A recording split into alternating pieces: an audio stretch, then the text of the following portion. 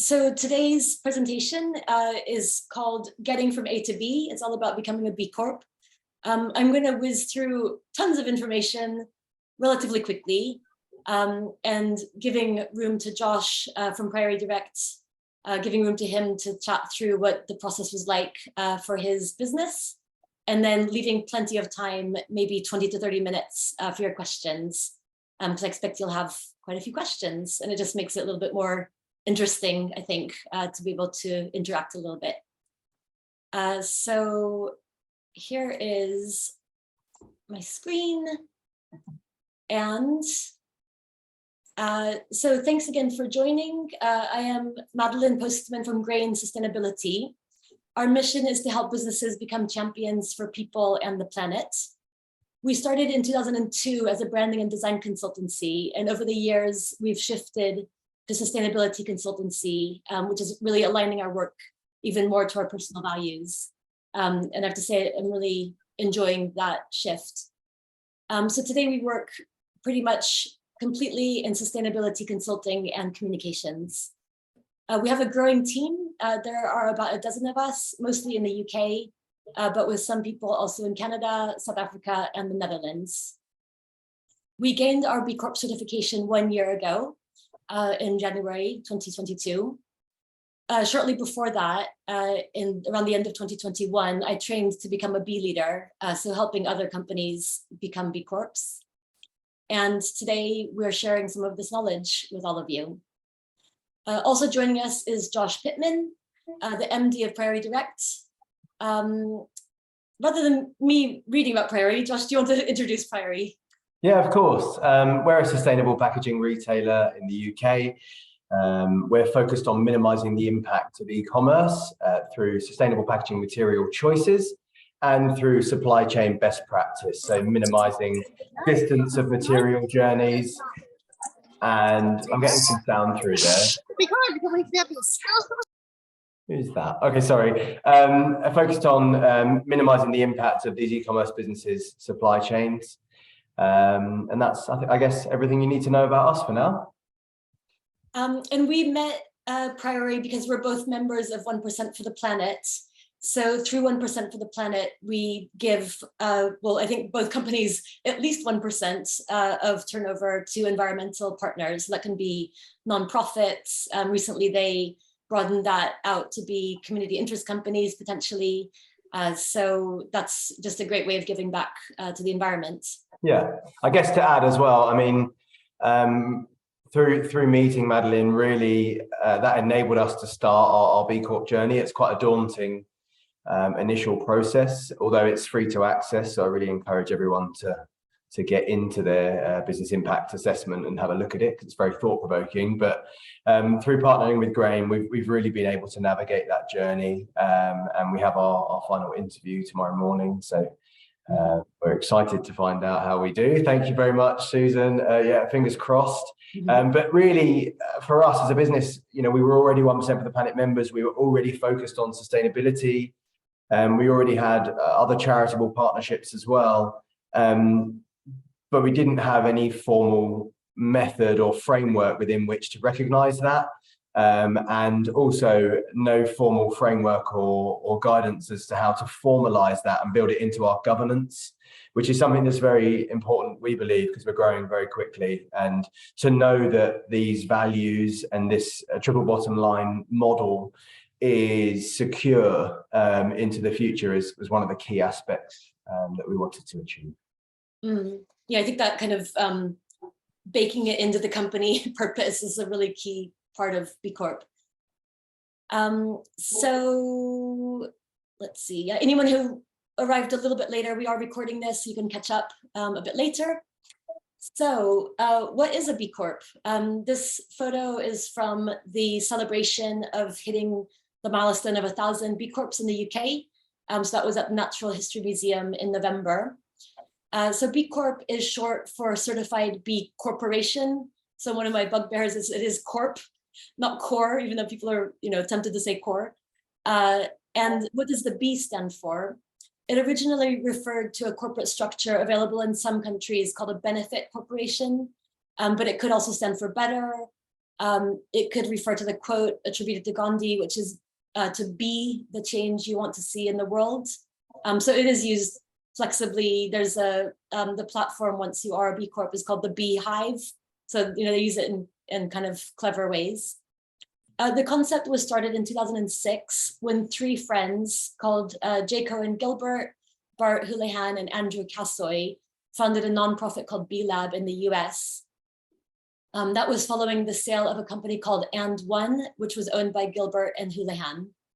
They saw the company's commitment to its employees, overseas workers, and local community go down the drain shortly after they sold their company, and they wanted to conduct business in a different way.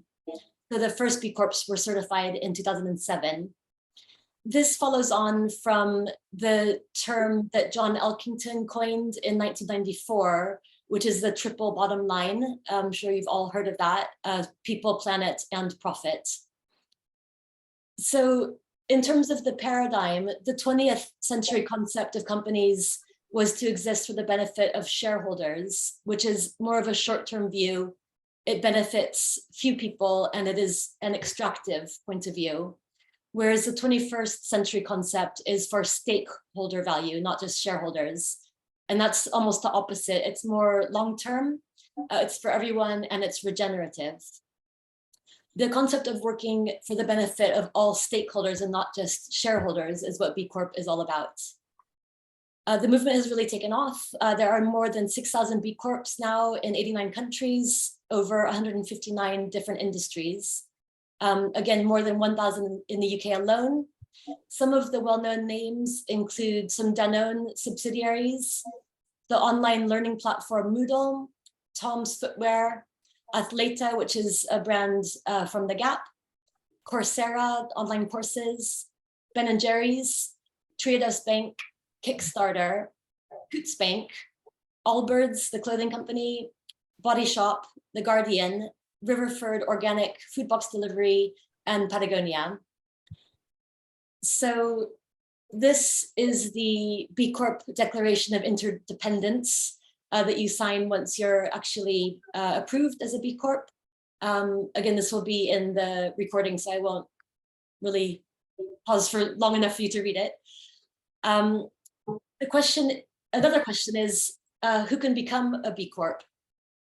So the type of entity that can become a B Corp is any for-profit company. That can be theoretically any size, anywhere in the world, in any industry.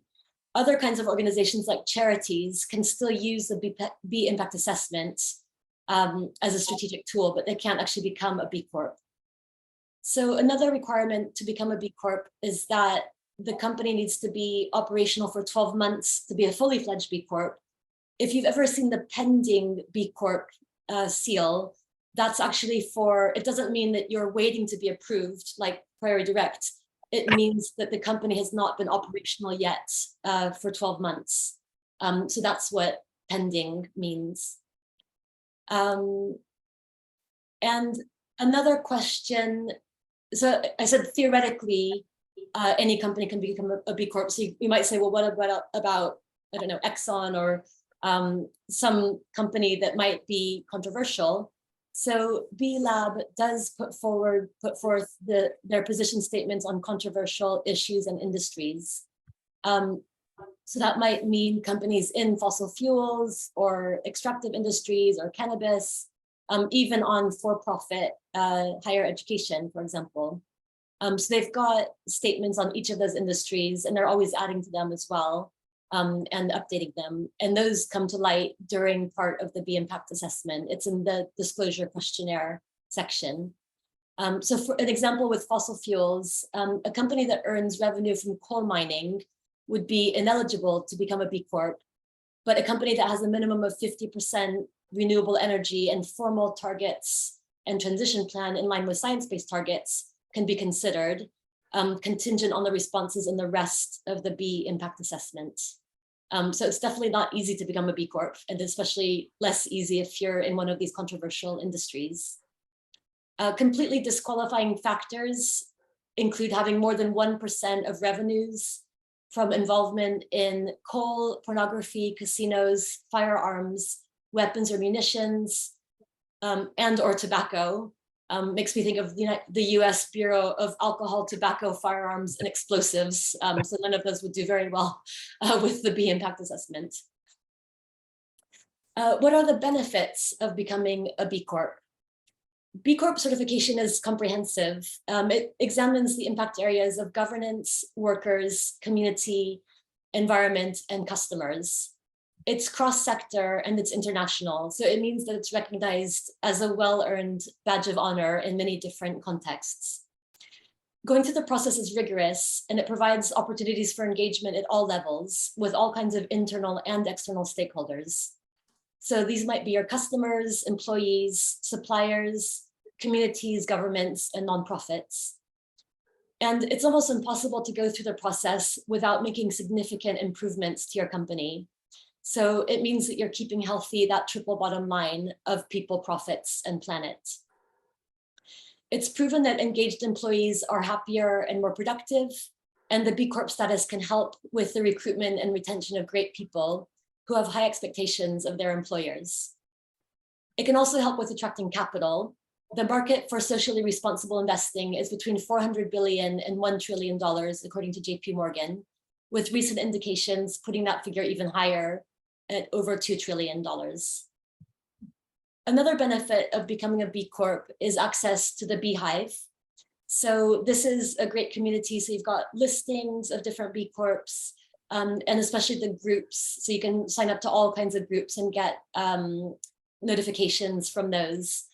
So I'm part of a group of UK B Corps, B Corp consultants, B Corps in the built environment, because a lot of our clients are in the built environment. So almost any kind of group you can think of is in there, or you can start your own. So you could have a local group for meetups as well. And obviously do networking and have partnerships and things like that through the Beehive. So probably what you're interested in most today is, what are the steps to get there? Start with a cup of coffee, I would say. Depending on the size of your company, you might want to create what you might call a B team, or whatever you want to call them, that drives the process forward. So you can do it all internally or work with an outside consultant like ourselves. For the people or the roles who should be included, you could think of the different impact areas like governance. So that would be your company leadership.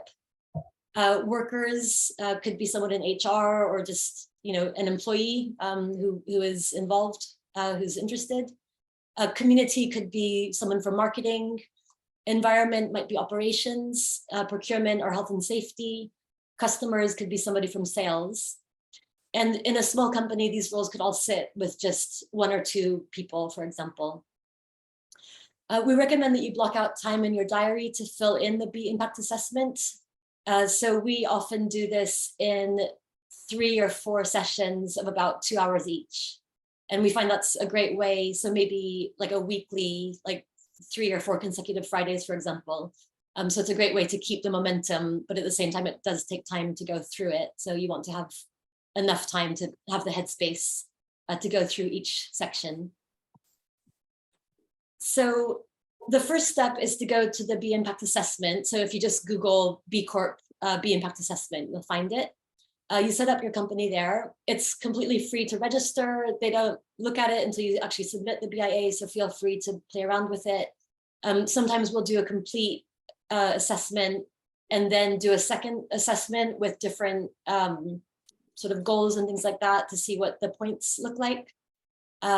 It's a very powerful strategic tool for any kind of organization.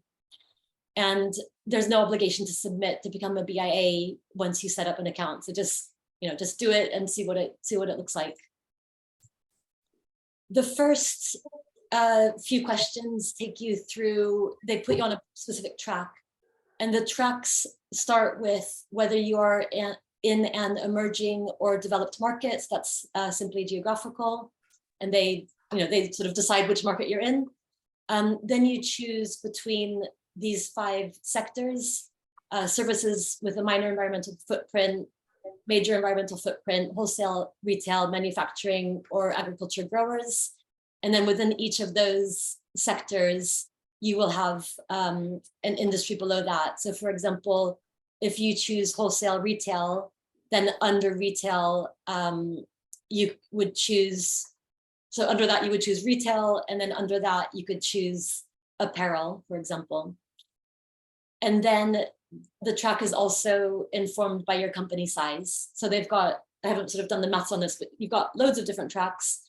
And that will change slightly the questions that you get on the BIA. So once you're actually in the BIA, you will see a screen like this.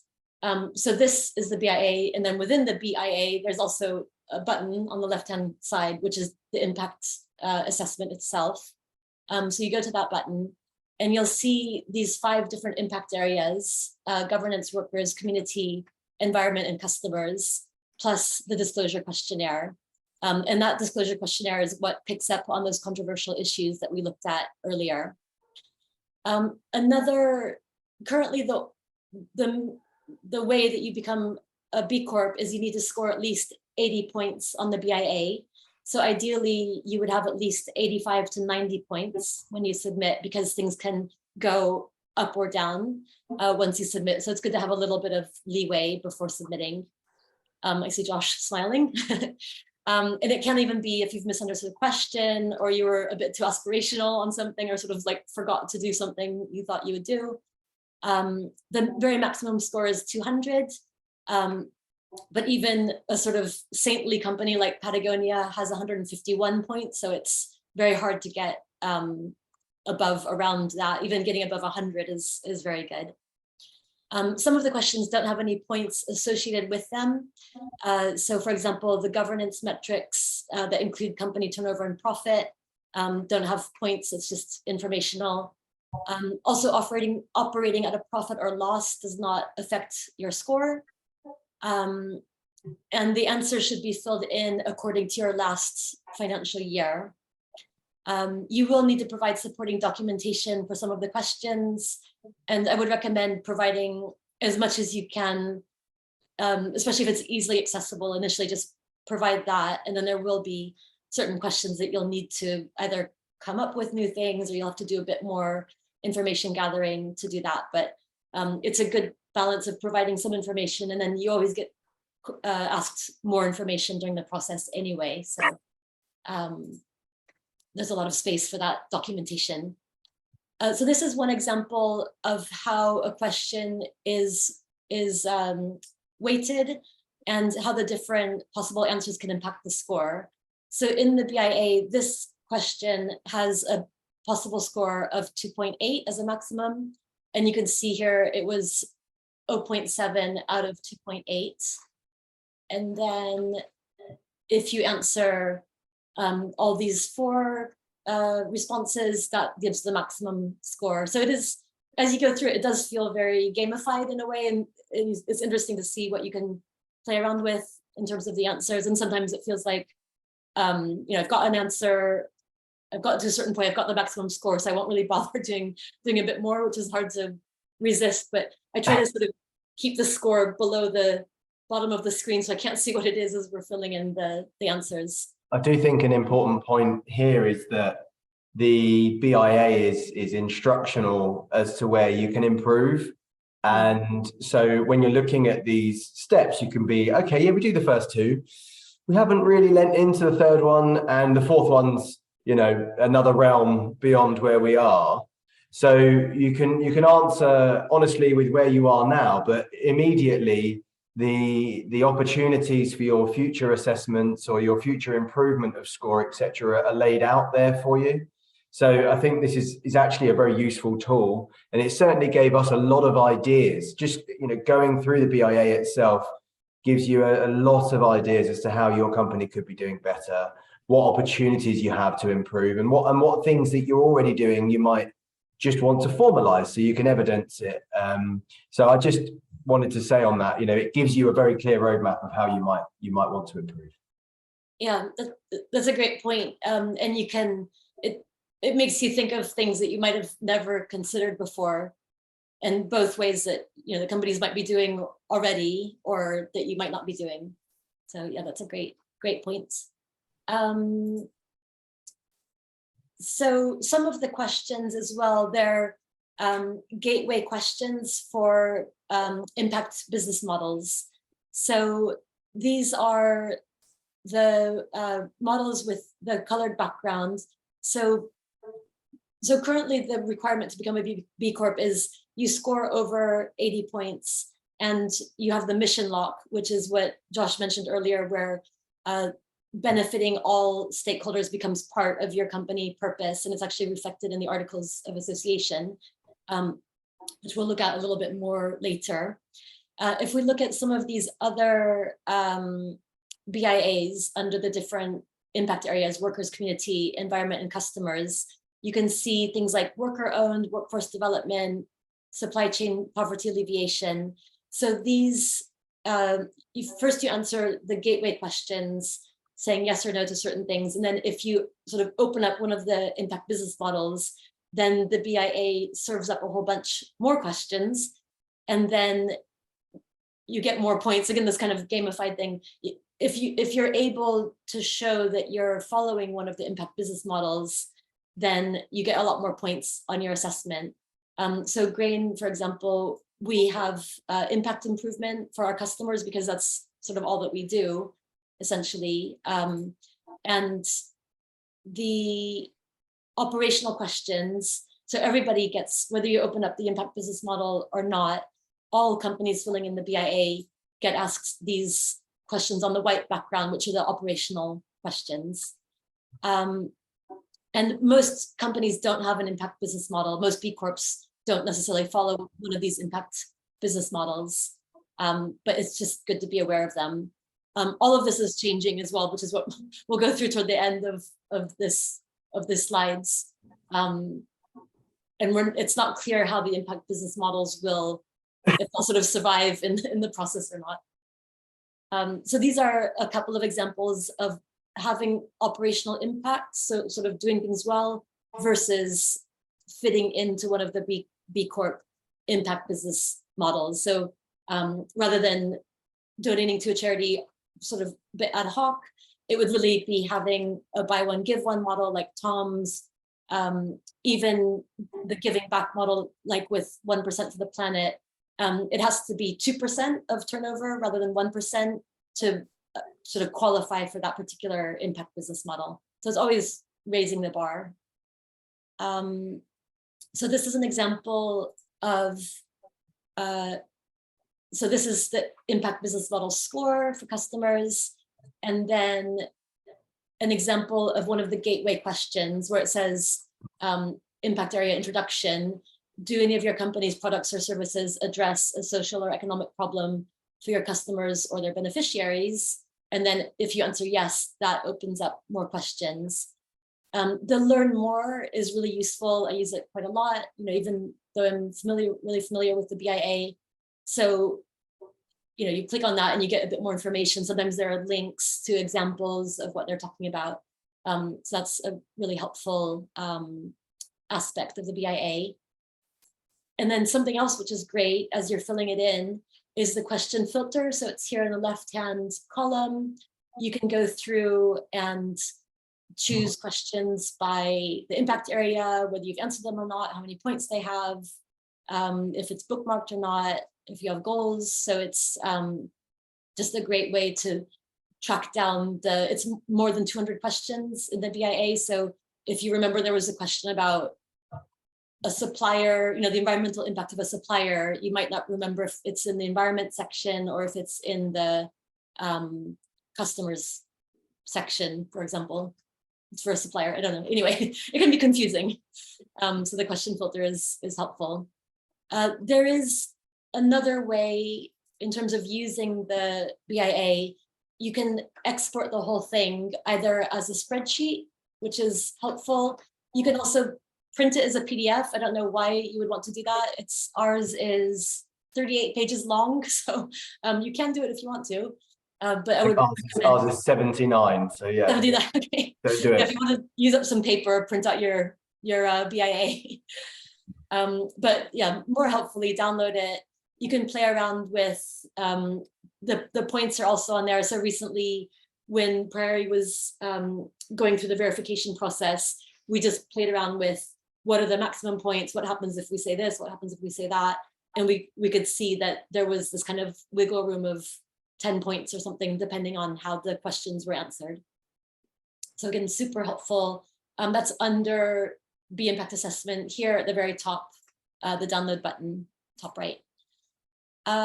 So another element of the BIA are the goals. So any question, you can click on the star. Well, there's the bookmark here, and then there's the star there. And within that, you can say what you want to do, what time frame.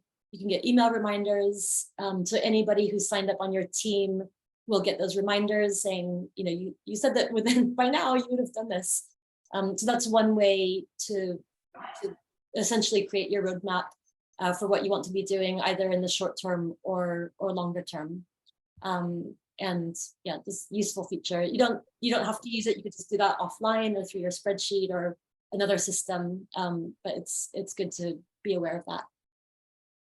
And then in terms of the reminders, you've got your whole team here, and anybody that you want to can be part of that. There aren't different access levels for it, so any sort of notification that comes through will just go through to everybody. It's just the way that it's set up. So to be aware of that, you can turn your notifications on or off as a team member, but any sort of thing like you know, the status of the application or whatever it is, that will go to all of the team members if they have their notifications turned on. So I mentioned this mission lock requirement. So every company that wants to become a B Corp needs to have their purpose and the fact that they exist for the benefit of all stakeholders, and that they're considering stakeholders in decision making as part of their legal documents. So it means that you are legally assuring that your company is keeping social and environmental performance as part of its decision making. So in the UK, that's the Articles of Association. Different countries have different legal requirements, and you can look up the requirements for any country on the B Lab knowledge base. We do have an information resources page with all the links on it. There's a QR code at the end of the talk, and I'll set up a new page with this talk on it as well with some of the updated links. You get 10 points for the mission lock, which is quite a lot if you consider that you need 80 to pass. And it can be not as difficult as it seems. There's a great website, which is actually free, called Purposely. So it's getpurpose.ly. Again, this is linked on our page of links. And that Purposely helps you create the Articles of Association. You know, it's good to get legal advice on it as well. But you know, they're there relatively off the shelf to use that way. And then you need to file them with Companies House. There's a form CC04 that you file it with, and that's the statement of the company's objects and the special resolution.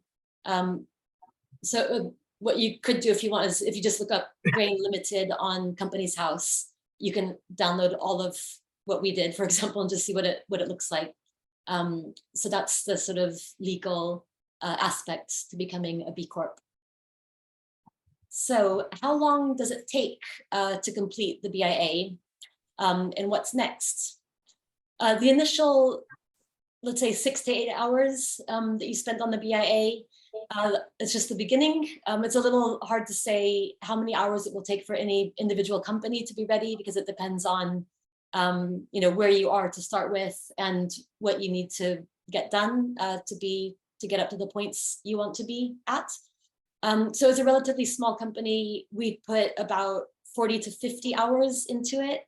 A lot of this is documenting what you're doing already, and setting up, in some cases, setting up new systems. We wrote an impact report, for example, and I wrote a post about what it was like for Grain to become a B Corp. So that's, again, on that, there's a link to it at the end of the slides. So going from your baseline to about the 85 or 90 points you want to submit, you'll have to go through the BIA multiple times. and you will likely be formalizing many processes and approaches that you already have in place.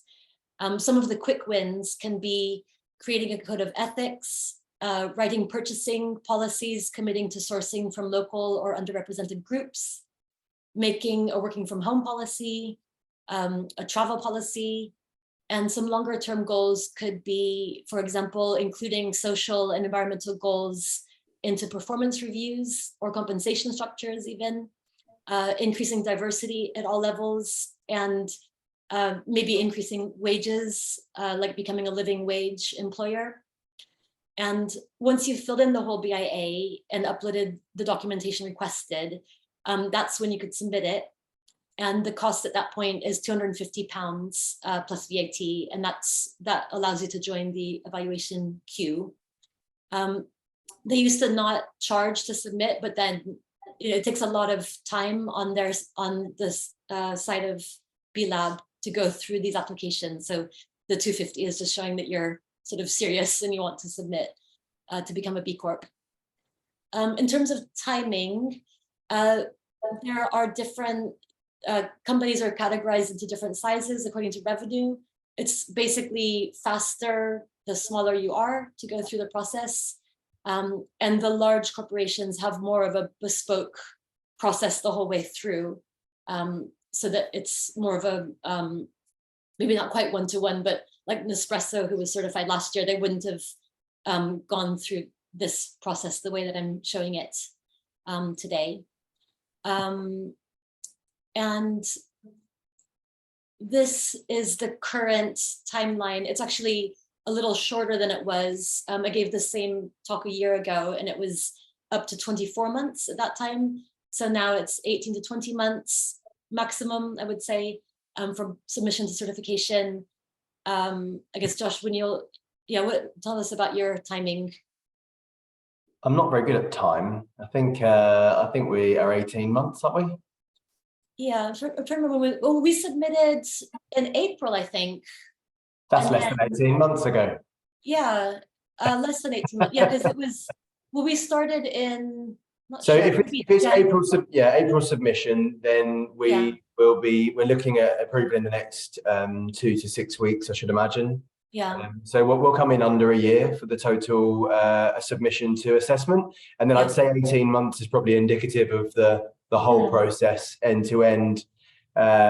Possibly a little bit longer if you include the fact that we've done 2 years of baseline emissions tracking. So we have a very accurate handle on our carbon footprint and emissions across our operation, which was really important for us to be able to set goals and show reduction. So it really does depend. If you guys are out there already, clear on your emissions and with some, some scientific targets or measurements, accredited measurement systems in place, then you might be able to accelerate that journey. But yeah, I'd say it's taken us around 18 months, and submission to approval, we think will be, under that 12-month mark. Yeah. For us, we started the process in June 2021. We submitted in September, and we were certified in January. So for us, it was really fast. That tiny frog is because we're small, and we just kind of like went through it quite quickly, which was great, because it's sort of, it's nice if you think it's going to take ages and then it's a bit faster than you expect. So in terms of cost, so you've got the 250 to submit, and then once you are certified, you pay an annual certification fee according to your revenue. And then you need to recertify every 3 years. So every year you confirm your revenue, they send the bill through, and then and then you recertify every 3 years. So B Lab itself is a nonprofit. They're an environmental partner of 1% for the Planet. So as 1% for the Planet members, our sort of B Corp fees are part of our 1% giving as well. So that's quite handy just in terms of that 1% commitment. And I actually didn't know that until you shared this, Madeline. So that's very helpful for us. Thank you. Yeah, it is. I always kind of forget it, but it's good to know. And there is an overlap of businesses that are both B Corps and 1% for the Planet members. I'm a huge fan of 1% because it's super easy to join. You sort of sign up, give away 1% of your turnover, half of which can be in volunteering hours or work in kind. So it's super easy compared to B Corp, and it's great just as a way to sort of get off the ground and start doing something without waiting for 2 years. I'd echo that as well, because the accessibility of them as a charity and the support network is so good. And that was one of our lessons in the journey, really, was I merrily marched up to some UK charities and went, we'd love to give you some money. And the response was, here's your contract, here's minimum donation, these are the logos you can and can't use. It was all quite daunting, really, whereas 1% for the Planet were extremely accessible and supportive. So a really good one to explore. And then other areas where you might be investing are, so you might be working with a consultant like us. I think it's helpful to have that accountability. We worked with a B leader for our process. It was something we wanted to do for years, but it took until we started working with a B leader that we had that accountability externally. You might be hiring new employees, possibly. You might be raising wages, implementing some training, implementing employee benefits, for example. You might start doing volunteering that the company might be paying, for that day, for example, of the employee's time. You might be donating to nonprofits. On the environment side, measuring your carbon footprint, putting into place a net zero strategy, looking at carbon capture and storage or offsetting. You might put into place an environmental management system or operational aspects like purchasing or leasing electric vehicles, putting in charging points, and increasing energy efficiency as well. So what happens once you're certified? So you'll be really excited and happy, which is very well deserved at that point. And then every 3 years, you need to recertify. So you can use your BIA as a living tool. So it's locked for a certain amount of time while you're being certified, verified, certified. And then once you're certified, it opens up again and you can start to play around with it to see, just to reflect your current status. And sort of taking it from there to continue to use it as a tool. Knowledge base, I've got a few more pages and then we can go to questions. There's a lot of information from B Lab in their knowledge base. Things like, creating a supplier code of conduct, just a lot of the policies and best practices that you'll want are in the knowledge base. And then another aspect of the BIA is the SDG Action Manager. So for the UN Sustainable Development Goals, you can use that. B Lab doesn't even look at it, so you can use it for your own purposes in terms of how your company is doing with different SDGs, and if you want to focus on particular SDGs. It's just this other amazing tool that they provide for free that you can use. March is B Corp month coming up soon. This is from last year. There was a pop-up shop in London with both brands, products that you could put on the shelf, more of that than service-based companies, just because it's easier to put them on a shelf like that. But it was just a great way to raise profile and to see, you couldn't purchase anything. It was all to raise profile and for communications with a lot of information about B Corp. So the whole process is changing. The model is going from the BIA to something quite different. It might still be called the B Impact Assessment, but instead of having these 5 impact areas with the questions distributed among them, because with that model, you could be doing really well on environment or have an impact business model and maybe not so well on workers or vice versa. So sometimes if you're not doing so well in one of the areas, if you're doing really well in another area, that balances it out because you're getting more points for that area. And so it makes it a little inconsistent to say, well, what does it mean to be a B Corp? You just say, oh, well, I scored 80 points. It's like, oh, okay, great. The new, so these are proposed standards in draft format, due to be rolled out in 2024 in a phased approach. So anybody who is recertifying, like if they're recertifying this year, they wouldn't be under this new system. So the new standards would be to have these 8 areas. So purpose and stakeholder governance, fair wages, worker engagement, justice, equity, diversity, and inclusion, human rights, climate action, circularity and environmental stewardship, and collective action. So to have minimum standards for all of those. So it's more of a binary, like you have to say yes to certain elements of all of the 8 areas. And the questions vary a little bit depending on company size. But so for example, for fair wages, I believe you have to be paying the living wage as a minimum for all B Corps with the new standards. And then the other 2, the risk standards, that's like the controversial topics at the moment. And then impact management is a bit of a meta, as you can see it. So that's about the reporting. How do you report? How do you ensure that you're communicating the standards and that you have, you're showing progress, that you've got engagement on the standards with all of the different stakeholders.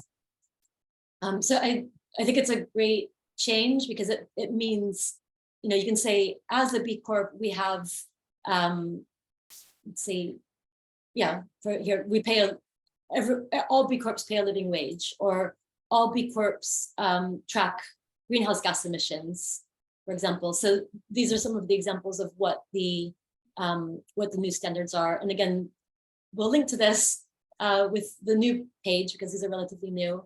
And it's under consultation right now. They're still developing them, but it's looking quite likely that this is the direction that B Corp is going. Yeah, so over to Josh for a bit more, and then we'll open up to questions. Thanks, Madeline. I think that's a really, really good introduction to the tool suite that's available to people. And I guess my big message to anyone that's thinking of starting this journey is that there's no commitment required initially to have a look at it, and it's 0 cost of entry to access the B impact assessment. So I think all of us can build it up as a big monster in our minds and a really tough challenge for the business. But the truth is, what was really pleasantly surprising for us was as soon as we started going through the B impact assessment, more invariably, more often than not, we were already doing a lot of the things that were required of us as a business to become a B Corp. Quite a few of them we were doing, but we didn't have formal documentation for. So that just really helped us have a structure to making changes. Some we weren't doing, but we'd never given any thought. So now our paternity policy matches our maternity policy. It's just something we're proud to have changed and improved. But again, would we have made that change without going through that question and actually, being self-reflective about the business and our policies? Probably not. And it probably would have taken a lot longer for us to get parity in that space. So it really does provide a mirror for you as a business and help you celebrate the things you're doing well, but also give you a really, really clear idea of where you can go next and how you might be able to improve your impact. I think we added 2 days paid volunteering per team member off the back of doing the assessment as well. And that has been great time. We've had our procurement team digging latrines. We've been at food banks. We've done lots of fun things, which are actually great for team building anyway, but they're also things to be proud of. And they do genuinely help your business become a force for good in your local community and in the wider sphere. So my big message for everybody is that there's a great suite of tools there. There is an awesome free suite of questions that will allow you to become self-reflective, and depending on how much resource you have to focus on it and bring about that change in your business, it's all there. It's all ready for you to tackle.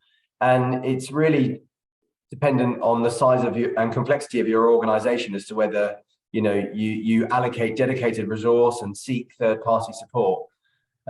For us in the journey, having Grain on board gave us more accountability. It made us take it more seriously and invest in that journey, which I think was important. But it also gave us access to expertise and gave structure to our planned implementation strategy to how we get to the B Corp score and B Corp success. And that was really helpful. We did a materiality assessment with Grain, which involved interviews across our business and customer base to compare our understanding with what's important with their understanding of what's important, and shine a light on how well we're communicating our mission, which was, really instructive and insight. I'm pleased to say 100% of staff said that they could influence sustainability for the positive and understood how important it was to us. But, in one of our surveys, I think it was only 65% of our customers said they understood that we were on a sustainability mission. So that was very surprising to us because we believed that was very, very clear in our value proposition. So that was very useful.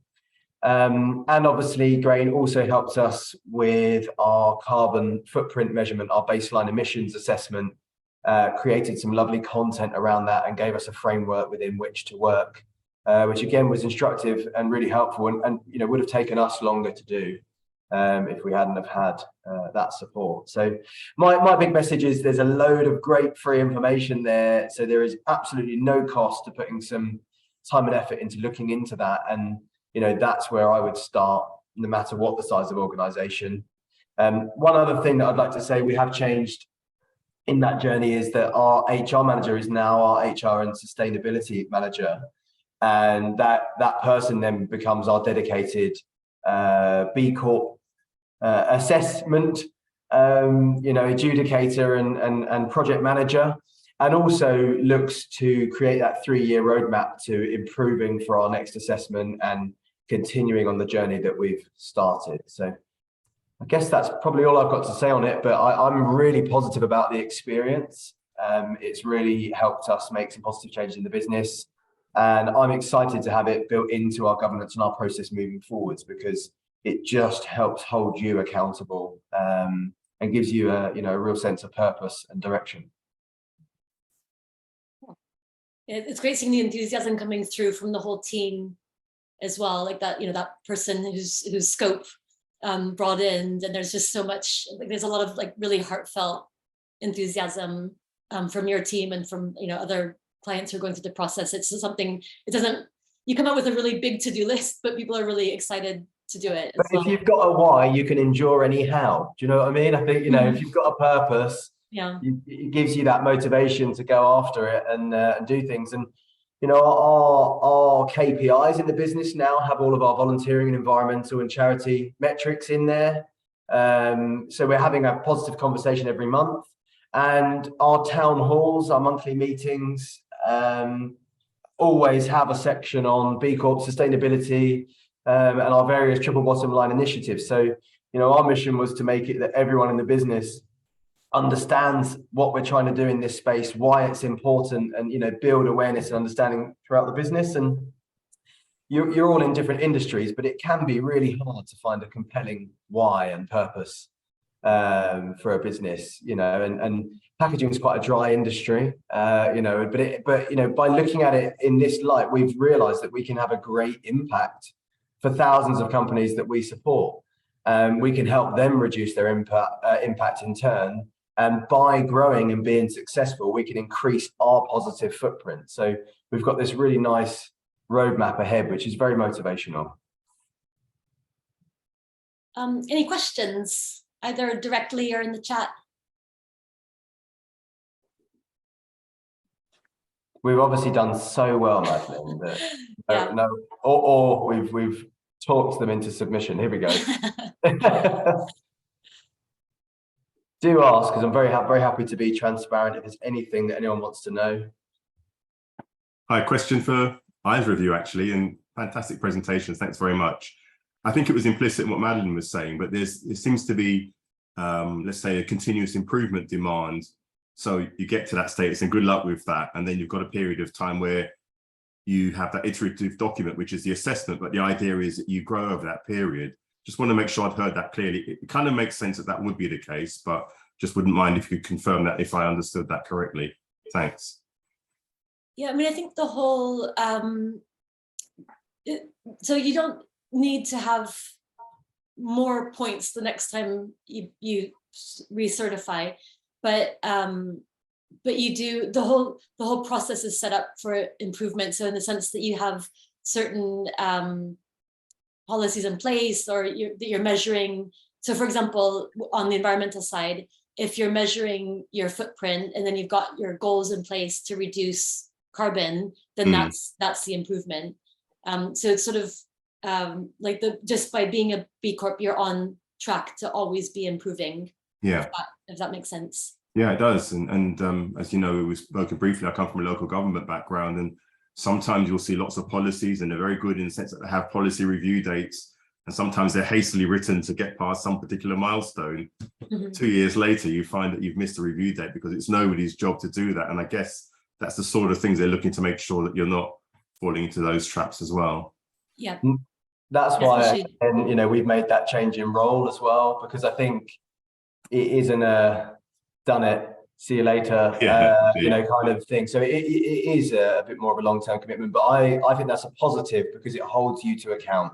And I also think it lends more credibility and value to it as a proposition, because if companies were able to just become B Corp and stamp it up there, you know, the whole value of it in terms of its perception is in how stringent it is in how it makes sure that you adopt better practices for the longer term. So yeah.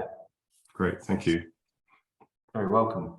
Susan's asked a question, Madeline, which was, how much time do you think your team spent in preparing for the submission?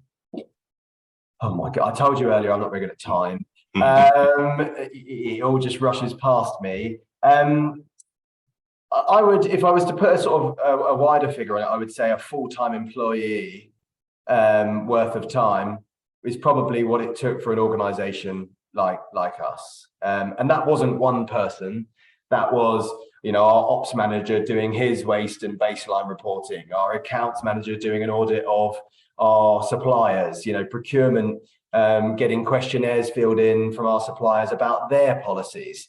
So it didn't feel like one person full time, but you know, that might be another way to approach it. But probably in total, I'd say that might be a good guess. But yeah, it's totally to do with the complexity. So we have 21,000 customers. We move a lot of goods around. We manufacture a lot of goods, you know, so there are a lot of moving parts to our organization.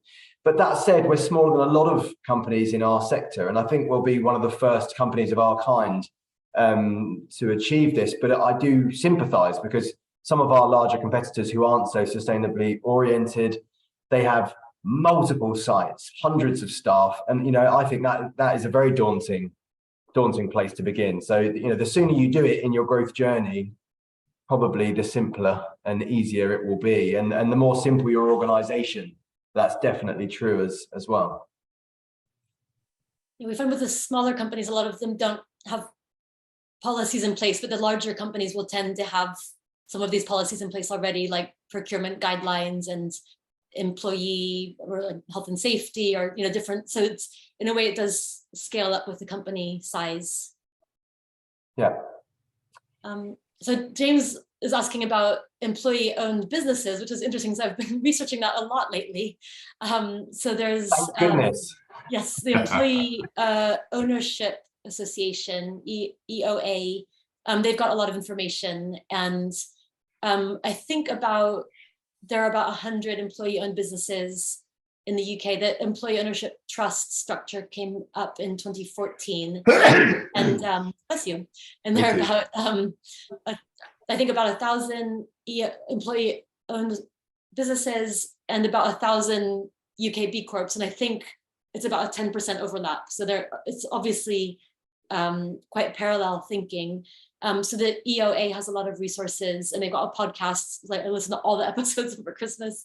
So yeah, I think it's really interesting. There's quite a few businesses that are specialized in that area. And there are a few listed on the EOA website, or just, if you Google it, you'll find some other businesses too. So I hope that helps. Well, we have probably time for 1 or 2 more questions if anybody has any. Yes, it is worth it. No one asks, but I really do think that. And the only thing that I guess I would like to add, if there are no other questions, is just that I really actually believe that there is also commercial value to achieving your B Corp certification and to finding a triple bottom line element to your business model. We've certainly found that our customer retention has increased through our better alignment with sustainability. Customers that choose to protect 1,000 meters of rainforest every order and take part in our charity donation rewards, they become very, very loyal.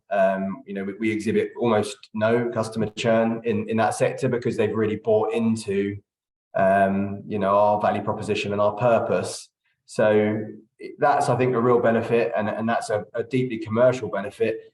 And also a commercial benefit is this notion of having a very clear proposition to employees. Why would you join our company? Why would you stay at our company? What is the purpose of your career? What are you achieving or supporting with it? And having a purpose-driven job role and being part of a purpose-driven organization, I think, is a really exciting thing. And we're doing a lot of speaking at the local university about this and finding purpose in your job and why sustainability is important. We speak at the employment festival, and it's opened up an awful lot of new inquiries for people to join us. And that's again a tangible commercial benefit of doing this. So if any of you are hardline commercialists, then there is also an FD proof. I know Madeline, you said that there's a lot more investment for people with purpose in their business model available, but it also has direct, tangible commercial benefits in terms of sales and your staff environment and engagement. Great. Well, I think that's probably a good place to end if we don't have any more questions. Thank you, everybody, for coming and for your questions as well. And again, this will be available. Oh, let me just put up my slide of links. So these, if you want to take a screenshot or whatever, these are the links. So there's the post about our journey, and then there's some of the links from the talk last year. And again, this page will be updated shortly, or there will be a new page shortly based on today with the new standards as well in there. And then some contact details for Josh and myself. So yeah, feel free to get in touch with any questions of any sorts you have. And yeah, thanks again for joining us. Thanks, everyone. Thank you Thank very you. much. That was great. Bye. Thanks.